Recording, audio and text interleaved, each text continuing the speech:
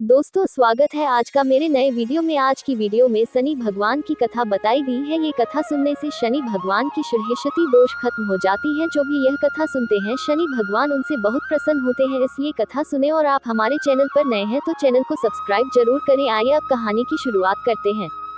एक समय की बात है, सभी ग्रहों में सर्वश्रेष्ठ होने को लेकर विवाद हो गया। वे सभी ग्रह सूर्य, चंद्र, मंगल, बुध, गुरु, शुक्र, शनि, राहु और केतु इंद्रदेव के पास गए। वे भी निर्णय करने में असमर्थ थे, तो उन्होंने सभी ग्रहों को पृथ्वी पर राजा विक्रमादित्य के पास भेज दिया, क्योंकि वे एक न्यायप्रिय राजा थे। सभी ग्रह राजा विक्रमादित्य के पास पहुंचे और अपने विवाद के बारे में बताया।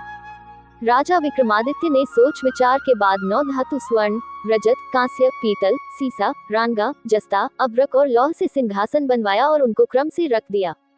उन्होंने सभी ग्रहों से इस पर बैठने को कहा। साथ ही कहा कि जो सबसे बाद में बैठेगा वह सबसे छोटा ग्रह होगा। लोहे का सिंहासन सबसे अंत में था, जिस वजह से शनिदेव सबसे अंत में बैठे।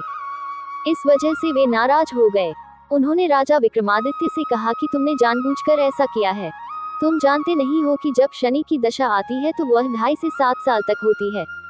शनि की दशा आने से बड़े व्यक्ति का विनाश हो जाता है।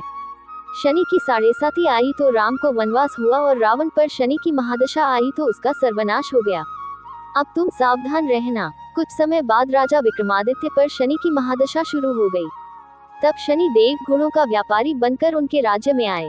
राजा विक्रमादित्य को पता चला कि एक सौदागर अच्छे घोड़े लेकर आया है, तो उन्होंने उनको खरीदने का आदेश दिया। एक दिन राजा विक्रमादित्य उनमें से एक घोड़े पर बैठे, तो वो उनको लेकर जंगल में भाग गया और गायब हो गया। राजा विक्रमादित्य का बुरा वक्त शुरू हो गया।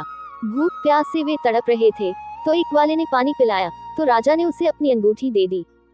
फिर नगर की ओर चल दिए। एक सेठ के यहाँ पानी पिया। अपना नाम उज्जैन का वीका बताया। सेठ वीका को लेकर घर गया।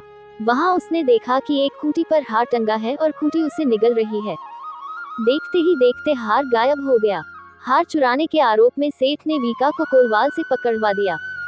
वहां के राजा ने वीका का हाथ पैर कटवा दिया और नगर के बाहर छोड़ने का आदेश दिया। वहां से एक तेली गुजर रहा था। वीका को देखकर उस पर दया आई। उसने उसे बैलगाड़ी में बैठाकर आगे चल दिया। उस समय शनि की महादशा समाप्त हो गई।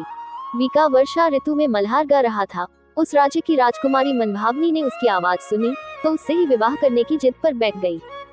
हारकर राजा ने बेटी की विवाह वीका से कर दिया। एक रात शनि देव ने वीका को स्वप्न में दर्शन दिए और कहा कि तुमने मुझे छोटा कहने का परिणाम देख लिया। तब राजा विक्रमादित्य ने शनि देव से क्षमा मांगी और कहा कि उनके जैसा दुख किसी को न दे। तब शनि देव ने कहा कि जो उनकी कथा का श्रवण करेगा और व्रत रहेगा, उसे शनि दशा में कोई दुख नहीं होगा। शनि देव ने राजा विक्रमादित्य के हाथ और पैर वापस कर दिए।